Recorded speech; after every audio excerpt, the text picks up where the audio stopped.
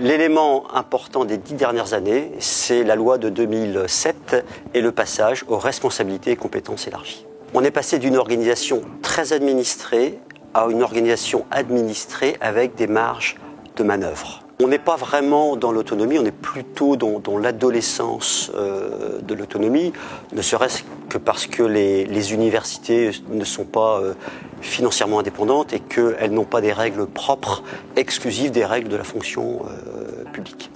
Et de ce contexte particulier, on assiste finalement à une révolution, à mon avis, où les équipes dirigeantes deviennent de vrais managers et de vrais chefs d'entreprise, qu'on aime ou qu'on n'aime pas ce terme-là.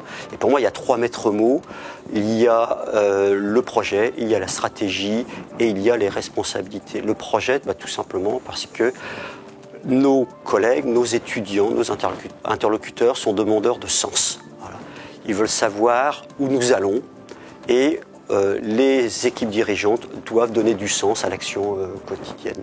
La stratégie, c'est qu'on demande aussi aux équipes dirigeantes non pas de choisir, de proposer un avenir, mais de choisir le meilleur avenir pour l'université au vu des forces en présence, au vu de la concurrence, au vu des compétences. Et puis la troisième chose, c'est les responsabilités. Aujourd'hui, les universités et leurs équipes dirigeantes doivent assumer leurs choix, elles doivent assumer leurs réussites, leurs échecs, leurs ressources financières, leurs ressources humaines, les relations qu'elles ont avec les étudiants, qu'elles ont avec les personnels et aussi qu'elles ont avec tous les interlocuteurs autour d'elles.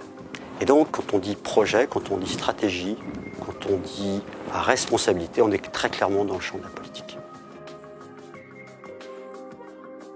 À l'avenir, on va assister, à mon avis, à différentes choses. On assiste déjà aujourd'hui à un système à 2 et 3 vitesses qu'on peut regretter.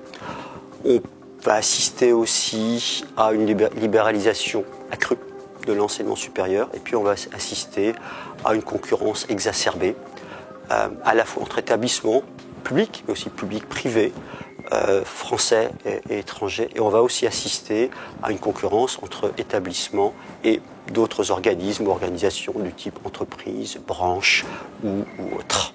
Dans ce contexte, il y a un risque pour certains établissements de se voir marginalisés, voilà, disons-le clairement.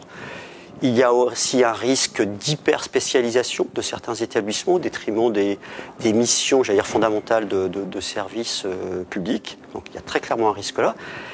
Mais pour les équipes, il y a aussi la nécessité croissante d'être encore plus stratège, plus agile, plus porteur de projets et plus responsable de leurs actions.